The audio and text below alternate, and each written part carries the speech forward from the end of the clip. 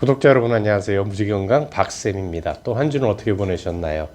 이제 날이 점점 여름을 향해서 사실은 작년에 비하면 훨씬 덜 더운 날이긴 한데 어쨌든 간에 이제 본격적으로 이제 여름이 시작됩니다. 그것뿐만 아니라 또 지금 한참 선거 대통령 선거로 인해서 세상이 참 시끄럽고 여러 가지 문제들이 혼재해 있는 것 같습니다. 이럴 때일수록 우리 어른들이 좀 중심을 잡아야 되는데 어떻게 될지 모르겠어요. 하여간 여러 가지 시끄러운 부분이 많은데 그건 그거고 우리는 또 열심히 건강을 위해서 공부를 하셔야죠. 자, 지난주에 이어서 이제 의사의 반란 또 이제 어릴 적부터 달고 사는 비염 그래서 222페이지에 있는데 다시 한번 말씀드리지만 비염하고 아토피하고 천식은 뿌리가 같습니다. 뿌리가 같은데 이런 얘기가 있어요. 이 책에 약들은 비염을 완치시킬 수 없습니다. 잠시 코가 뚫리고 숨쉬기가 편해 시원할 수 있겠지만 그 때문에 자주 쓰다 보면 언젠가부터는 약이 듣지 않는 순간이 오게 됩니다. 바로 만성 비염이 되는 것입니다. 이 사실들을 조금 깊이 좀 새겨 놓으셔야 돼요. 사실은 코 점막에 염증이 있는 분들은 식도와 위와 장에도 염증이 생겨 있습니다. 단지 코에서는 우리가 바로 인식할 수 있는 증상이었기 때문에 이 부위에만 병이 있는 것처럼 신경 쓰일 뿐이지 사실은 위와 장에서도 증상을 만듭니다. 바로 소화에 문제가 생기는 것입니다. 모든 병의 시작은 위장에서 시작된다고 생각을 합니다. 그거를 또 이제 풀어드리려면 되게 좀 시간이 사실은 많이 걸려요. 그래서 간단하게 말씀드리면 어쨌든 간 단백질 위산으로 인해서 단백질이 완전히 분해가 돼야 우리 몸에 흡수되고 나머지는 다 배설이 되는데 그렇지 못할 경우가 여러 가지 문제들이 생기기 시작을 하는 겁니다. 그래서 아토피 있는 피부, 그러니까 아토피가 있는 아이들의 장 안은 그 피부처럼 그 다 안에 헐어 있거든요. 지금 이 앞에서 읽어드린 얘기가 그런 얘기하고 또 동일한 겁니다. 자, 225페이지에 이런 얘기 있어요. 비염은 식사를 바꾸는 것만으로도 치료할 수 있습니다. 바로 코점막과 같은 점막으로 이루어진 소화기관이 건강해지면 비염도 사라지기 때문입니다. 마찬가지로 아토피도 사라집니다. 사실은. 자율신경의 균형을 맞추면 우리 몸을 힘들게 했던 증상들이 사라집니다. 대부분의 경우 질병은 교감신경이 우위에 있는 스트레스 상황에서 깨진 균형을 맞추기 위해 부교감신경을 끌어올리는 과정에서 발생합니다. 바로 부교감신경이 올라갈 때 말초 혈관이 확장되면서 통증이 생기는 것입니다. 이렇게 불편한 증상이 생길 때에는 부교감신경을 더욱더 끌어올릴 수 있도록 도와주면 문제가 해결되는데 환자들은 거꾸로 교감신경을 자극하여 혈관을 수축시키는 약을 쓰고 있습니다. 약을 끊고 올바른 식사를 통해 장 운동을 활발하게 만들어주면 부교감이 자극되고 처음에는 불편한 증상이 생기겠지만 결국 스트레스를 이길 수 있는 체력을 만들 때 증상은 사라지는 것입니다. 이 말들을 좀 진짜 명심하셔야 됩니다. 증상이라고 하는 것은 내 몸에 이상이 있다고 알리는 신호고 내 몸이 항상성을 유지하기 위해서 복구하는 과정 속에 있는 얘기들이거든요. 이걸 자꾸 다른 걸로 대체를 하면 안 됩니다. 그래서 227페이지에도 수차례 경험하는 복통과 설사 이런 얘기가 또 나옵니다. 복통이 있고 설사가 날 때는 무조건 식사를 금해야 합니다. 물은 많이 드셔야 됩니다. 탈수를 방지하기 위해서는 소금을 많이 먹어야 합니다. 즉 복통과 함께 설사가 시작된다면 금식하면서 소금을 입안에 자주 물고 있는 것이 탈수를 예방하는 데 좋습니다. 소금 당연히 먹어야죠. 근데 물도 같이 먹어주면 더 좋습니다. 배가 차가워지면 체온이 떨어지고 체온이 떨어지면 몸의 혈액순환에 문제가 생깁니다. 그래서 몸 여기저기에 염증과 통증이 발생하고 체력이 떨어지면서 암도 발생하는 것입니다. 건강하게 살려면 장 운동에 주목해야 합니다. 장이 제대로 운동하면서 소화를 시켜주고 영양을 흡수해야 우리 몸에는 힘이 생깁니다. 이런 과정이 제대로 돌아가면 우리 몸에서는 증상도 사라질 뿐 아니라 건강한 상태를 계속 유지할 수 있습니다. 라고 이제 얘기가 되는데 우리 몸에서 몸을 데우는 보일러가 있어요. 그게 어디냐면 장이거든요. 소장, 대장이에요. 그래서 이 장이 원활하지 않으면 모든 질병이 시작이 됩니다. 또 231페이지에는 이제 역류성 식도염에 대해서 나오는데 간을 하지 않고 먹는 식생활 습관을 바꾸어야 위산 역류를 막을 수 있는 것입니다. 싱겁게 먹으면 안 된다라는 얘기예요. 근데 짜게 먹으면 현대인들은 짜게 먹는 걸 아주 금기시하지 않습니까? 근데 싱겁게 먹으면 모든 질병이 발생을 합니다, 사실은.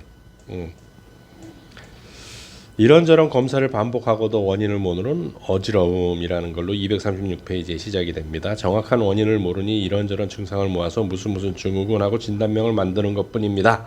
의사가 이렇게 얘기를 하시는 거예요. 무슨 증후군이라고 하는 것은 우리는 원인을 모른다라는 얘기예요. 그러니까 이제 어지러움증이 생기는 건 여러 가지 있는데 앞에서 제 구독자님들은 좀 보셨 분도 있을 거고 어지러움증 완전 치료인가 뭐 해가지고 그 책을 한번 풀어드린 적이 있습니다. 두뇌의 혈액순환이 잘 되어야 일상생활에 무리가 없는데 이런 기능에 문제가 생겼을 때 바로 어지러움을 느끼는 것입니다. 이는 혈액순환이 문제의 핵심이며 혈액순환을 개선하면 증상이 사라지는 원리입니다. 혈액순환이 안 되면 모든 병이 시작이 돼요, 사실은.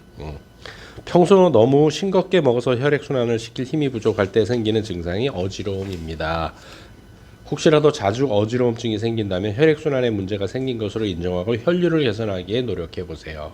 물 많이 챙겨 드시고 하면 됩니다. 이래서 5장이 끝나고요. 6장 고치지 못할 병은 없다라고 이제 챕터 6이 시작이 됩니다. 이제 본태성 고혈압 얘기가 나오는데 243페이지에 우리는 이제 그러잖아요. 본태성 고혈압은 못 고친다. 그냥 타고난 거다. 유전적이다라고 얘기를 하는데 진료실에서 가장 많이 언성을 높이고 이해시키기 힘든 부분이 혈압에 대한 이야기입니다. 대부분의 사람들이 혈압이 높으면 큰일 날 수 있으므로 혈압약을 먹어야 한다고 믿기 때문입니다.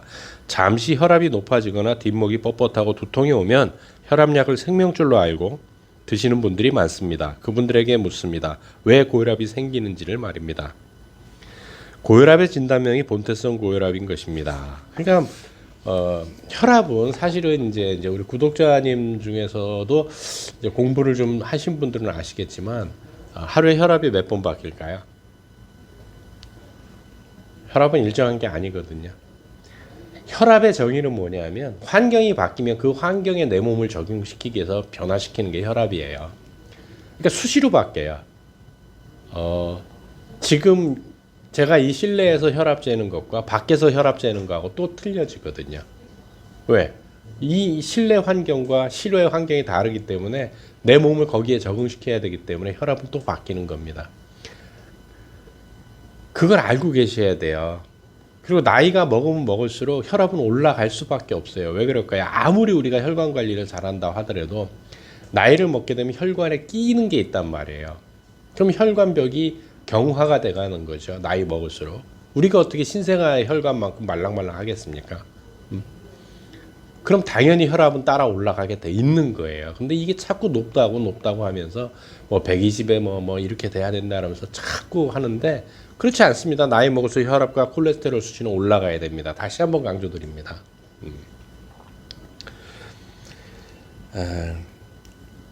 혈압이라고 하는 것은 혈관으로 혈액을 움직이게 하는 것이 바로 혈압입니다. 혈압 때문에 혈액은 우리 몸속 곳곳에 혈액을 보내줄 수 있는 것이고 그래야만 우리 몸은 힘차게 움직이면서 활동할 수 있게 되는 것입니다. 그러니까 결국 혈압이 높다는 얘기는 뭐예요? 내 몸이 순환이 안 되기 때문에 혈압을 높여서 피를 온몸에 보내는 역할이에요. 그럼 당연히 나이 먹을수록 혈압은 올라가야 되는 거죠. 왜? 근육도 부족해지고 줄어들고 하기 때문에 몸 구석구석까지 피를 보낼 수 없어요. 피를 보낼 수 없기 때문에 혈압을 끌어올려야 되는 겁니다. 근데 약을 먹고 혈압을 떨어뜨리죠. 그럼 몸 구석구석 혈액이 갈 수가 없는 거예요. 그러면 어떻게 돼요? 세포가 죽어가는 거예요. 참 슬프죠. 245페이지 이런 얘기가 있어요. 화가 나지 않은 상태에서도 정상적인 혈압의 범위를 벗어나 있다는 것은 무엇을 의미할까요? 그건 바로 머리에 혈액이 잘 가지 않고 있다는 신호입니다. 때문에 우리 몸은 혈압을 높여서라도 머리로 혈액을 공급하는 것입니다. 그렇다면 머리로 왜 혈액이 잘 가지 않는 것일까요? 원인은 혈관의 노화와 관련이 있습니다. 그거예요. 수돗물 속에 수도관에 때를 만들 수 있는 노폐물이 많으면 노후 현상이 빨라지는 것입니다. 마찬가지로 우리 몸 속에 있는 혈관도 노화 현상을 겪는데 노화가 빨라지는 것은 혈액이 탁하기 때문입니다. 그러면 혈액을 탁하게 만드는 것은 무엇일까요? 항상 말씀드리지만 혈액은 무엇으로 구성되어 있는지 알아야 합니다. 그것은 바로 우리가 매일 먹는 음식입니다. 달달한 설탕 종류를 많이 드시게 되면 결국은 어떻게 돼요? 피가 끈적해지면서 그걸 빨리 돌려야 되니까 혈압이 당연히 올라가는 거죠. 그래서 딱딱해지는 거를 이제 우리는 동맥경화라고 부르는 거고, 동맥경화가 고혈압의 원인이 되는 것입니다. 따라서 고혈압의 치유는 동맥경화를 막아주면 됩니다. 혈압약은 혈관이 수축하는 힘을 약화시킴으로써 혈압을 떨어뜨려 줄 뿐입니다. 혈압약을 먹으면 혈액순환이 어떻게 되겠습니까? 혈액순환이 더 잘 될까요? 늘어진 혈관으로 혈액을 잘 순환시킬 수는 없습니다. 그래서 혈압약을 오래 먹으면 오히려 혈액순환에 문제가 생겨 증상이 나타날 수 있습니다. 그러니까 오히려 혈압약을 먹으면 혈압이 올라간다는 얘기인 거예요. 혈압약이 왜 손발 저림을 만들까요? 우리 몸에서 손발을 움직이는 것은 그곳까지 혈액이 가야 가능한 일입니다. 혈압이 떨어져도 상대적으로 손끝 발끝으로 혈액이 잘 가지 않게 됩니다. 그때 우리 몸은 혈관을 확장시키려고 노력합니다. 그래야 움직일 수 있기 때문이죠. 혈관을 확장할 때 저린 증상이 생기는 것입니다. 다시 생각해보면 우리 몸에서 신호를 보낸 것이라 할 수 있습니다.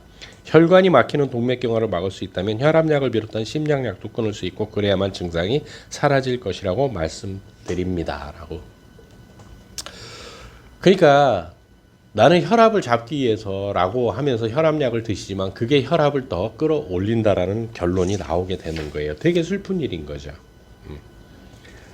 일상생활을 유지하기 위해서는 머리에 충분한 혈액이 공급되어야 하는데 혈압약을 먹음으로써 두뇌의 혈류가 감소하게 됩니다. 그러다 보면 뇌 조직이 손상될 때 될 수 있는데 이때 생기는 것이 바로 치매입니다.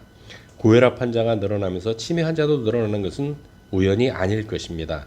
머리에 혈액을 보낼 만큼 충분한 혈압을 확보하지 못하면 뇌 조직은 손상을 받게 되고 심한 경우 혈관성 치매로 발전하는 것입니다. 혈압이 비정상적으로 높다는 것은 혈관이 노화되고 있다는 증거이므로 혈관을 젊어질 수 있도록 생활 습관을 바꾸는 것이 건강하게 오래 사는 비결입니다. 그런데 어떻게 해요? 약으로 해결하려고 하죠. 슬픈 일인 거죠. 뭐. 자, 그래서 이제 혈압 얘기는 끝나고요. 이제 249페이지에 온몸을 망가뜨린 당뇨 합병증에서 당뇨에 대한 얘기가 나와요. 지금 주변에 당뇨 환자들 너무너무 많죠.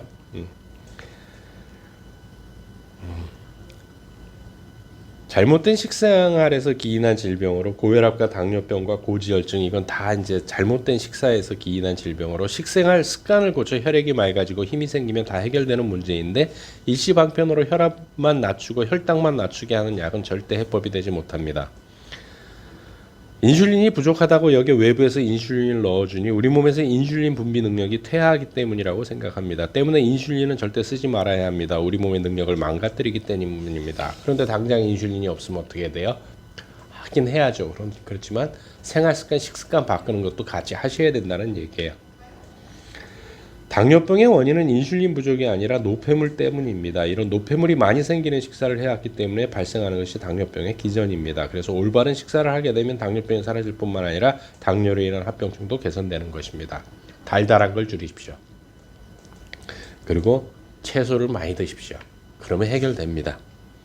우리 사회가 너무 싱겁게 먹는 것을 강조하다 보니 밥을 제대로 소화시키지 못하는 사람들이 많아지고 그러면서 당분 섭취가 넘치기 때문에 당뇨병이 전염병 수준으로 번지고 있는 것입니다. 그러므로 충분히 간을 해서 먹는 것이 중요합니다. 정말 중요합니다. 255페이지 중성지방이 높아지는 고지혈증. 고지혈증 환자도 되게 많으시죠? 당뇨병 환자들뿐만 아니라 아직 당뇨는 아니지만 당뇨병으로 진행될 수 있는 사람들의 혈압검사에서 보여주는 패턴은 중성지방이 높다는 점입니다. 바로 이 중성지방이 혈관을 막히는 당뇨 합병증의 주된 원인 물질입니다. 그럼 중성지방은 왜 생길까요? 탄수화물을 많이 먹어서 그렇죠. 설탕, 달달한 걸 많이 드셔서 그럽니다. 그래서 에너지를 쓰고 남는 건 전부 뭐요? 중성지방으로 전환을 시키는 거죠. 참 슬프죠. 또 뭐 고콜레스테롤 혈증 얘기가 이제 260페이지에 나옵니다. 건강검진에서 발견되는 고콜레스테롤 혈증. 262페이지에 잦은 육류 섭취는 모두에게 좋을 것이 없습니다. 가장 먼저 혈액 속에 콜레스테롤을 높여 우리 몸을 병들게 하는 물질을 만들어냅니다. 또 혈액 내 노폐물 수치를 높이고 우리 몸에서 분해되면서 많은 피로감을 느끼게 합니다. 콜레스테롤을 높이는 육류와 생선, 달걀, 유제품을 생산하는 공장식 과정이 건강하지 않은 육류를 만들어내고 온갖 환경 문제를 일으키는 것은 우리 모두가 알고 있는 사실입니다. 그런데 사실 육류를 너무 많이 섭취한다고 해도 콜레스테롤이 높아지지는 않아요. 많은 연구에서 나오고 있습니다. 음식물을 통해서 콜레스테롤을 받아들이는 건 10%에서 최대한 15% 이상을 넘어가지 않습니다. 나머지는 90%에서 85%에서 90%는 어디서 만드느냐? 간에서 만듭니다. 그럼 간은 미쳐서 막 콜레스테롤을 만들어낼까요? 그렇지 않습니다. 몸에서 필요하기 때문에 그렇습니다. 그럼 음식물에서 원래는 이제 한 10% 정도만을 콜레스테롤을 흡수하는데 15%까지 가는 건 뭐냐? 그렇게 되면 이제 간에서 좀 덜 만들어내는 부분은 없지 않아 있죠.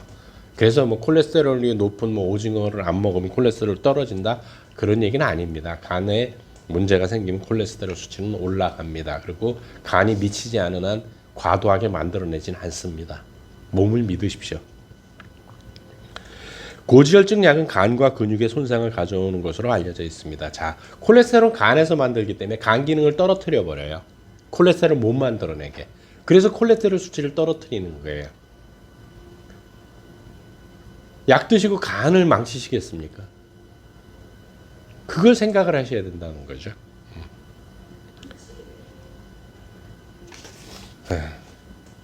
그래서 또 이제 264페이지는 약이 없는 지방간과 간경화 얘기가 나오는데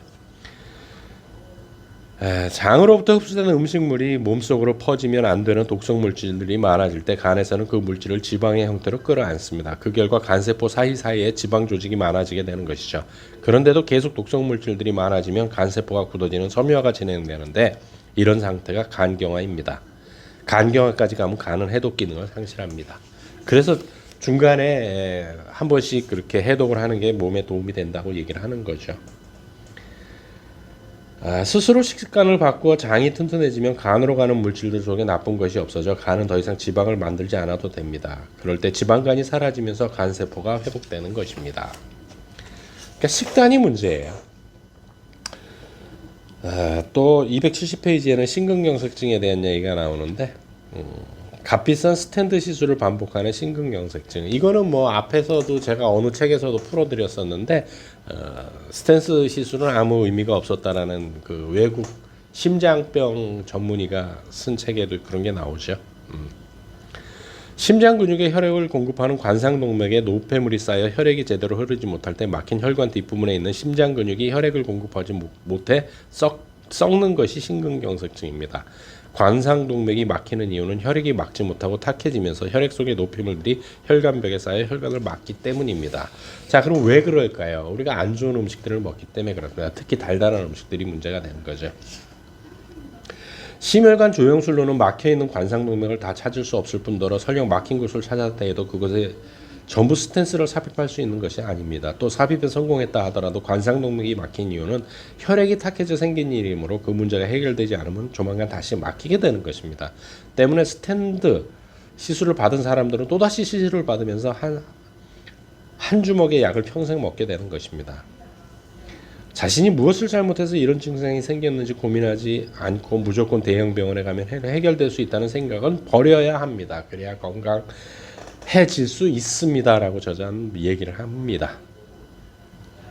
심근경색증에 먹는 약은 대부분 혈압을 떨어뜨려주는 약과 혈관 확장제와 혈전 용해제로 알려진 아스피린 같은 약들입니다. 그런데 이런 약물은 혈관이 막히는 것을 지연시켜줄지 모르지만 정작 혈액순환을 방해하기 때문에 약을 먹으면 힘들어지는 것입니다.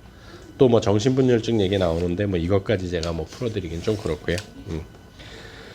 파킨슨병. 이거 파킨슨병은 나중에 제가 파킨슨병 자체를 한번 다시 그 파킨슨병을 얘기한 거 있는데 그 제가 한번 다 그 책으로 풀어드리겠습니다. 283페이지에 암은 병이 아니다라는 제목을 가지고 나오는데 암은 병이 아니다 그러면 참 들으시는 분도 좀 황당스러우시죠. 그렇지만 이런 책들도 있습니다. 그래서 뭐 암에 대한 얘기까지는 뭐 이 책에서 좀 그렇긴 건들긴 뭐 하고 하지만 어쨌든 그렇다라는 거죠. 자, 못 고치는 병은 없다고 이분은 얘기를 하십니다. 이 의사 선생님께서는 신우섭 선생님께서는 이제 이렇게 얘기를 하시면서 책을 마무리를 하시는데 이분이 계속 강조하시는 건 뭐예요? 식습관과 생활습관을 바꾸라라는 것입니다. 자, 이번 한 주도 식습관과 생활습관을 조금이라도 하루 세 끼 드시는데 한 끼라도 바꿔보는 그런 건강한 한 주가 됐으면 좋겠습니다. 다음 주에 또 좋은 책으로 찾아뵙도록 하겠습니다.